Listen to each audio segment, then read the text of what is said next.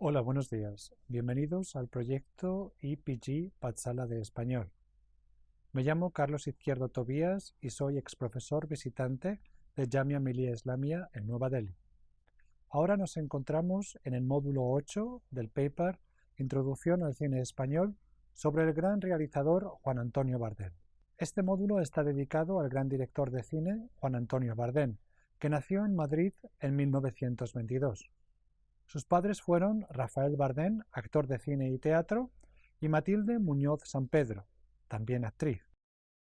Su hermana Pilar Bardem también siguió la vocación de sus padres, como también lo hizo el hijo de esta, el célebre Javier Bardem. Su hermana Pilar Bardem también siguió la vocación de sus padres, como también lo hizo el hijo de esta, el célebre Javier Bardem. Juan Antonio se casó con María Aguado Bardado. Su hermana Pilar Bardem también siguió la vocación de sus padres, como también lo hizo el hijo de esta, el célebre Javier Bardem. Juan Antonio se casó con María Aguado Barbado y tuvieron 4 hijos. Su hijo Miguel es ahora un director de cine en activo. Bardem se tituló como ingeniero agrónomo, pero decidió más tarde estudiar en el Instituto de Investigaciones y Experiencias Cinematográficas, centro de formación para futuros directores y profesionales del cine español. Durante su estancia en el instituto, participó en proyectos como Paseo por una guerra antigua, de 1947, y Barajas, Aeropuerto Internacional, de 1950, escribió varios guiones y colaboró como crítico en publicaciones como Índice, La Hora y años después en Objetivo, revista de la que fue cofundador en 1953. En el instituto conoce también a Luis García Berlanga, con el que colaborará en diversas producciones. Su primer largometraje, Esa pareja feliz, de 1951, fue un trabajo común de guión y dirección con Luis García Berlanga. Los dos son considerados los más importantes cineastas de posguerra. Bardem también participó en la realización del guión de Bienvenido Mr. Marshall, de 1953, junto con su director Berlanga y el escritor de teatro cómico Miguel Miura. El cineasta madrileño inició su carrera en solitario con Cómicos, de 1954, una coproducción hispano-argentina. Trata sobre Ana, interpretada por Elisa Cristián Galvé, una ambiciosa actriz a la que, tras muchos papeles secundarios, le llega la oportunidad de un papel protagonista. Para ello, ha de convertirse en la amante de su empresario Carlos Martínez, interpretado por Carlos Casaravilla. Ana está, sin embargo, enamorada de Miguel, Fernando Rey. Interpretado por Fernando Rey. El filme formó parte de la selección oficial del Festival de Cannes de 1954. Felices Pascuas es una película de 1954, el segundo largometraje de Bardem, una comedia de humor corrosivo que cuenta las vicisitudes de un matrimonio con pocos recursos económicos que gana un cordero en una rifa benéfica. Desean comérselo en Nochebuena, pero los hijos se han encariñado de él. En mayo de 1955 asiste a las Conversaciones de Salamanca, unas jornadas organizadas por el director de cine Basilio Martín Patino, en la que críticos, realizadores, representantes del gobierno, etc., se reunieron para hablar del estado del cine español del momento. Bardem y Patino dejaron clara su opinión sobre la falta de conexión con la realidad social del cine español, que hasta entonces solo había sido un vehículo de explotación de tópicos. Bardem, yendo aún más lejos, definió al cine español como políticamente ineficaz, socialmente falso, intelectualmente ínfimo, estéticamente nulo e industrialmente raquítico. Estas declaraciones y su militancia en el Partido Comunista Español le supusieron infinidad de problemas con el régimen de Franco. Su carrera sufrió muchos altibajos debido a su compromiso político. Entre sus obras encontraremos piezas magníficas como Muerte de un ciclista, de 1955, y Calle Mayor, de 1956, y otras no tan notorias, pero que siempre esconden el intento de Bardem por hablar sobre la realidad sociopolítica de España. En 2001 recibió el Goya honorífico de la Academia de las Artes y las Ciencias Cinematográficas de España. En 2002 escribió sus memorias bajo el título, y todavía sigue, Memorias de un hombre de cine. Vamos a hablar ahora de las dos obras maestras de Juan Antonio Bardem, Muerte de un ciclista y Calle Mayor. Con ellas se convirtió en uno de los grandes cineastas del mundo. Estos filmes expresan el desencanto de la vida española durante el franquismo, algo que no fue apreciado por el régimen. Durante el rodaje de Calle Mayor, Bardem fue arrestado por la Brigada Político-Social como consecuencia de unos incidentes en la Universidad de Madrid el 9 de febrero de 1956, en los que se hirió gravemente a un militante falangista. Durante el rodaje de Calle Mayor, Bardem fue arrestado por la Brigada Político-Social como consecuencia de unos incidentes en la Universidad de Madrid el 9 de febrero de 1956, en los que se hirió a un militante falangista. La presión internacional y el apoyo de actores como Betsy Blair, que participaba en la producción de Calle Mayor, que se negó a filmar un solo plano sin Bardem, debieron ayudar en su puesta en libertad. Bardem se convirtió en un símbolo de la oposición al franquismo. Muerte de un ciclista surge como idea para un filme de una noticia de un periódico madrileño, a partir de la cual Bardem desarrolló un guión que gustó a Carlos Goyanes. Este, a su vez, fue responsable de que la productora y distribuidora Suevia Films y la productora italiana Trionfalcine entraran a financiar el proyecto. El filme trata de María José, que interpreta a Lucía Bosé, que está casada con el empresario Miguel de Castro, interpretado por Otelo Toso, pero mantiene en secreto una relación con un profesor universitario llamado Juan Fernández, interpretado por Alberto Closas. En uno de sus encuentros, María José y Juan atropellan a un ciclista, pero se dan a la fuga temiendo que si denuncian el accidente, su relación será pública. Pronto los amantes empezarán a distanciarse debido al sentido de culpa del profesor y el miedo de María a perder su estatus. Juan decide dejar su trabajo y María José, temerosa de lo que pueda hacer, lo atropella en el mismo lugar donde falleció el ciclista. Muchos consideran este título como el primer filme del realismo social español, en el que se denuncia la hipocresía de la clase pudiente en la sociedad franquista.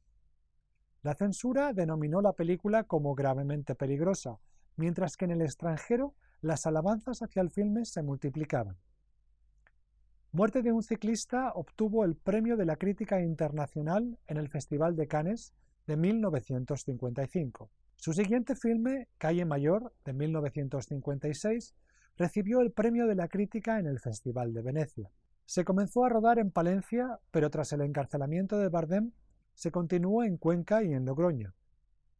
La calle a la que se hace referencia el título, su siguiente filme, Calle Mayor, de 1956, recibió el premio de la crítica en el Festival de Venecia. Se comenzó a rodar en Palencia, pero tras el encarcelamiento de Bardem, se continuó en Cuenca y en Logroño. La calle a la que hace referencia el título es ahora la calle Portales y la Plaza del Mercado. Su siguiente filme, Calle Mayor, 1956, recibió el premio de la crítica en el Festival de Venecia. Se comenzó a rodar en Palencia, pero tras el encarcelamiento de Bardem, se continuó en Cuenca y en Logroño. La calle a la que hace referencia el título es ahora la calle Portales y la Plaza del Mercado de la capital riojana. En el filme, Isabel, interpretado por Betsy Blair, una infeliz solterona que vive en una ciudad de provincias, es el blanco de una macabra broma maquinada por un grupo de señoritos aburridos. La broma consiste en que Juan, José Suárez, simula estar enamorado de ella. Isabel responde a Juan con sentimientos genuinos, lo que creará una situación sin salida para Juan. Betsy Blair, la actriz estadounidense que estuvo casada con Jim Kelly, en el filme Isabel, interpretada por Betsy Blair, una infeliz solterona que vive en una ciudad de provincias, es el blanco de una macabra broma maquinada por un grupo de señoritos aburridos. La broma consiste en que Juan simula estar enamorado de ella. Isabel responde a Juan con sentimientos genuinos, lo que creará una situación sin salida para Juan. Betsy Blair, la actriz estadounidense que estuvo casada con Jim Kelly, había dejado su país al formar parte de las listas negras de simpatizantes del comunismo. Para calmar la censura, la historia comienza con una voz en off que nos asegura que la historia podría suceder en cualquier sitio en cualquier momento.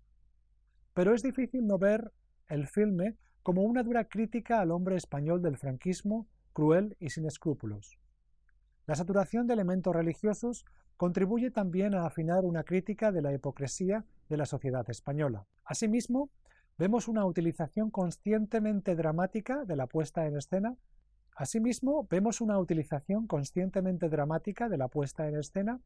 En la que los individuos aparecen empequeñecidos junto a los edificios de la ciudad. Este recurso resulta en una incisiva metáfora sobre el constreñido espacio que el ciudadano ocupa en el asfixiante e ineludible Estado franquista y su hipocresía moral. Antes de terminar la década de los 50, caben destacar dos eventos más en la vida de Bardem. El estreno de La venganza, 1957, que fue nominada al Oscar a la mejor película de habla no inglesa en 1958, y la presidencia de Bardem de la productora Uninci. El título original de La venganza era Los segadores, pero la censura vio alusiones al himno de Cataluña, que estaba prohibido. La venganza es un drama rural sobre Juan, interpretado por Jorge Mistral, que tras pasar 10 años en la cárcel por un crimen que no cometió, sale en libertad dispuesto a vengarse de Luis, el torcido, interpretado por Ralph Balone, al que culpa de sus infortunios. Pero para ello y por falta de dinero tendré que trabajar para la cuadrilla de segadores de este. Destaca en la película la interpretación de Carmen Sevilla como hermana de Juan, que, aunque inicialmente odia a Luis tanto como su hermano, termina intercediendo para que éste perdone al torcido. Los secundarios, como Fernando Rey, José María Prada y Manuel Alexandre, son extraordinarios. En 1958, Bardem se convirtió en el presidente de la productora Uninci, uno de los bastiones de la resistencia política y estética del cine español de la época. Entre sus mayores logros destaca la producción de Viridiana, de 1961, del director Luis Buñuel, aunque la financiación fue casi enteramente del productor mexicano Gustavo Alatriste. Entre otras cosas, se pretendía recuperar la figura de Luis Buñuel para el cine español, que entonces vivía exiliado en México. Las reacciones adversas a la película por parte de estamentos conservadores, un artículo del periódico vaticano L'Osservatore Romano, que la consideró blasfema y sacrílega, supuso el hundimiento de la productora. Las convicciones políticas de Bardem le convirtieron en el blanco de una censura que no pudo completamente suprimir el comentario político-social de sus filmes. Tras Sonatas, de 1959, una adaptación cinematográfica de la novela homónima de Ramón del Valle Inclán, con Francisco Rabal, María Félix, Aurora Bautista y Fernando Rey en el reparto, Bardem estrena en 1961 a las 5 de la tarde. Se trata de un filme inspirado en el drama La cornada de Alfonso Sastre y La fiera del mismo Bardem. Narra el antagonismo entre un torero en declive y otro en la cumbre de su carrera. Su siguiente largometraje, Los inocentes, de 1962, cuenta la historia de Juan, que descubre el adulterio de su esposa cuando ésta muere en un accidente de coche con otro hombre. En 1963 estrena Nunca pasa nada. De regreso a Francia, el autobús de una compañía de variedades se ve obligado a parar en un pequeño pueblo de Castilla llamado Medina de Zarzal. La principal vedette, Jacqueline, interpretada por Corinne Marchand, sufre un ataque de apendicitis y ha de reposar por unos días. La presencia de la vedette, símbolo de la libertad y de lo prohibido en la España del momento, supone una revolución para todo el pueblo.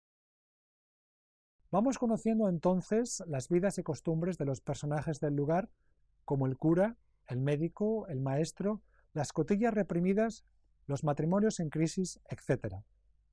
Nunca pasa nada nos habla en tono agridulce y lírico sobre un conjunto de individuos insatisfechos con su vida. Se ha dicho que esta microsociedad puede extenderse al conjunto de la sociedad del momento. Los pianos mecánicos, de 1965, reflexiona sobre la vida de los extranjeros en la Costa Brava. El filme supuso un éxito de taquilla a pesar de los cortes de la censura. La trama se desarrolla en la localidad ficticia de Caldeya, a la que llega el joven parisino Vicent convaleciente de una depresión, invitado por su amigo Pascal, un novelista en crisis que vive con su hijo. Allí conoce a Jenny, interpretada por Melina Mercury, la propietaria del bar nocturno La Estrella. Jenny y Vicente se atraen inmediatamente. El hijo de Renier se relaciona con Serge y Nadine, dos adolescentes enamorados cuya historia termina de forma trágica. El último día de la guerra, 1968, fue en cierto sentido una obra de encargo, ya que se trata de la única película de cuyo libreto Bardem no es responsable. Se trata de una cinta bélica sobre unos soldados norteamericanos que al final de la Segunda Guerra Mundial han de localizar a un científico alemán que guarda secretos importantes antes de que estos caigan en otras manos. Un fanático oficial alemán también lo busca, a pesar de que su ejército haya sido derrotado. En los años 70, Bardem se adentró en un cine más comercial. Dirigió a Sarah Montiel en Varietés de 1970, a Marisol en La corrupción de Chris Miller, 1972, y El poder del deseo, 1975, y a Alfredo Landa en El puente, 1976. La corrupción de Chris Miller, del año 73, presenta por primera vez a Marisol sin ejercer de cantante, con la excepción de un único verso. Se trata de una película de terror y suspense en la que un asesino siembra el terror en la zona donde viven dos mujeres, Ruth, Jean Sever y Chris Miller. Ruth quiere vengarse de su marido que la abandonó, también padre de Chris, a través de Chris. Ruth quiere volverla loca. Chris se convierte en una asesina de hombres, a la vez que una relación de tintes lésbicos se desarrolla entre ellas. Cuando llega Barney, un desconocido que pide posada a cambio de trabajar en el jardín, las dos se sienten atraídas por él. La crítica no valoró la película, ya que en general no existía gran apreciación hacia el cine de género, que según algunos no servía a los intereses políticos de la izquierda, ansiosa de un cambio político. Se ha dicho, sin embargo, que el filme posee una calidad muy superior al cine de terror de la época, que aún en los primeros años de la década de los 70 estaba demasiado fascinado con las fórmulas de la productora Universal. Ese mismo año, Juan Antonio Bardem se atrevió con el género de la ciencia ficción. Se trata de la producción para la televisión La isla misteriosa y el capitán Nemo, de 1973, una coproducción internacional basada en la obra de Julio Verne, 20.000 leguas de viaje submarino, y que codirigió con Henry Colpi. Omar Sharif, el célebre actor egipcio, interpretaba al capitán Nemo.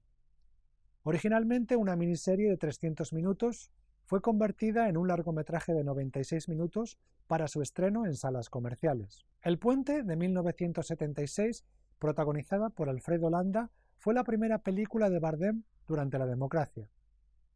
En ella, el empleado de un taller decide aprovechar un puente vacacional para ir a Torremolinos con el fin de divertirse y conquistar turistas extranjeras. Alfredo Landa llevaba años protagonizando comedias fáciles de enredo con elementos de erotismo, y aunque él no fuera el único intérprete de este tipo de películas, sí que quedó en la imaginación española como el prototipo de hombre sencillo que quiere explotar el potencial erótico de las turistas extranjeras. La cuestión aquí es si un director como Juan Antonio Bardem nos ofrece otra de esas películas o si al contrario, y aprovechando el filón de las mismas, se atreve con un producto más complejo. La película comienza más o menos en el mismo tono que aquellas arriba mencionadas, pero pronto la estructura de road movie de la historia la acerca a un viaje iniciático en el que el personaje principal deja poco a poco atrás su frivolidad inicial y comienza a tomar conciencia de la realidad económica y política del país. Con 7 días de enero, 1979, Bardem recupera el ímpetu político con una historia que narra el asesinato por parte de un comando de ultraderecha de 4 abogados laboristas vinculados al Partido Comunista de España y a comisiones obreras durante la transición española. Se basa en la matanza de Atocha del 24 de enero de 1977, uno de los acontecimientos más graves de la transición española. La película está estructurada como un documental en el que se mezclan materiales reales y material rodado por el director, que relata los días anteriores y posteriores al atentado. Más tarde, relata el juicio al grupo Alianza Apostólica Anticomunista, autor del crimen. El estreno del filme tuvo que hacer frente a amenazas de grupos de extrema derecha. El filme recibió el Premio de Oro en el Festival Internacional Cinematográfico de Moscú en 1979. En los años 80, Bardem trabajó en varias series de televisión. Lorca, muerte de un poeta, 1987, está basada en la represión nacionalista de Granada en 1936 y la muerte de Federico García Lorca, 1971, de Ian Gibson. El proyecto original pretendía ser un largometraje, pero la intervención de Televisión Española condicionó su materialización en una serie. Comenzó a emitirse el 28 de noviembre de 1987 y el último episodio se programó el 2 de enero de 1988. La serie utiliza material documental para darnos a conocer la vida del gran poeta y dramaturgo granadino que fue ejecutado por partidarios. El proyecto original pretendía ser un largometraje, pero la intervención de Televisión Española condicionó su materialización en una serie. Comenzó a emitirse el 28 de noviembre de 1987 y el último episodio se programó el 2 de enero de 1998. La serie utiliza material documental para darnos a conocer la vida del gran poeta y dramaturgo granadino que fue ejecutado por partidarios. El proyecto original pretendía ser un largometraje, pero la intervención de Televisión Española condicionó su materialización en una serie. Comenzó a emitirse el 28 de noviembre de 1987 y el último episodio se programó el 2 de enero de 1988. La serie utiliza material documental para darnos a conocer la vida del gran poeta y dramaturgo granadino que fue ejecutado por partidarios del bando nacional durante la Guerra Civil Española. El proyecto original pretendía ser un largometraje, pero la intervención de Televisión Española condicionó su materialización en una serie. Comenzó a emitirse el 28 de noviembre de 1985 y el último episodio se programó el 2 de enero de 1988. La serie utiliza material documental para darnos a conocer la vida del gran poeta y dramaturgo granadino que fue ejecutado por partidarios del bando nacional durante la Guerra Civil Española. Cada episodio comienza con Lorca frente al pelotón de fusilamiento y después nos transporta a una época diferente de su vida. Llegamos incluso a ser testigos de su amistad con Salvador Dalí. Para el personaje de Lorca se eligió al actor británico Nicholas Grace, que actuó en inglés. Cada episodio comienza con Lorca frente al pelotón de fusilamiento y después Cada episodio comienza con Lorca frente al pelotón de fusilamiento y después nos transporta a una época diferente de su vida. Llegamos incluso a ser testigos de su amistad con Salvador Dalí. Para el personaje de Lorca se eligió al actor británico Nicholas Grace, que actuó en inglés, mientras el resto del reparto lo hacía en español. Sus diálogos fueron luego doblados. La serie obtuvo el TP de Oro a la mejor serie nacional en 1988 y el Gran Premio de la Crítica en el Festival de Televisión de Montecarlo. Además, se vendió a la televisión británica y estadounidense. Con los dos últimos capítulos se creó un largometraje que inauguró el Festival de Cine Iberoamericano de Huelva. El joven Picasso, de 1992, fue su siguiente serie de televisión. La idea surgió de Enrique García. El joven Picasso, 1992, fue su siguiente serie de televisión. La idea surgió de Enrique García Herraiz, que era agregado cultural de la Embajada Española en Washington y experto en Picasso, que escribiría el guión junto a Bardem. La serie muestra los primeros años del pintor malagueño hasta que pintó Las señoritas de Aviñón. Con 600 millones de pesetas, la serie, que tardó un año en completarse, se rodó en París, Madrid, Barcelona, La Coruña y Málaga. Los locales parisinos Moulin Rouge y el Quad Cat fueron construidos en un estudio de Madrid. Con 600 millones de pesetas, la serie, que tardó un año en completarse, se rodó en París, Madrid, Barcelona, La Coruña y Málaga. Los locales parisinos Moulin Rouge y el Quad Cat fueron... Con 600 millones de pesetas, la serie, que tardó un año en completarse, se rodó en París, Madrid, Barcelona, La Coruña y Málaga. el local parisino Moulin Rouge fue reconstruido en un estudio de Madrid. Para el papel de Picasso se eligió a un actor poco conocido llamado Tony Bennett, Antonio Mellado. Bardem no quería una estrella para el papel, ya que consideraba importante que los actores... Para el papel de Picasso se eligió a un actor poco conocido llamado Tony Bennett. Bardem no quería una estrella para el papel, ya que consideraba importante que los espectadores vieran a Picasso y no a un actor célebre. Juan Antonio Bardem murió en Madrid el 30 de octubre de 2002 a los 80 años. Tras su muerte, la Asociación de Directores de Cine le concedió el Premio de Honor y una calle en el barrio del Sánchez de Vallecas, en la ciudad de Madrid, lleva su nombre. Esto ha sido todo, este ha sido el módulo sobre Juan Antonio Bardem. Muchísimas gracias.